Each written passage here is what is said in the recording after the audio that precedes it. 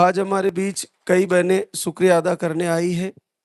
मैं लाइव के माध्यम से एक और जानकारी देना चाहूँगा। हमारे इधर गुलगांव से लेकर मेरुकला वाला रोड बहुत डैमेज हो रखा है। तो जो भी धाम पर आने वाले लोग हैं, वो सर्वप्रथम कहीं से भी आए तो सावर पहुँचे। सावर पहुँचने के बाद सावर से सीधा मेरुकला के लिए रोड आता है।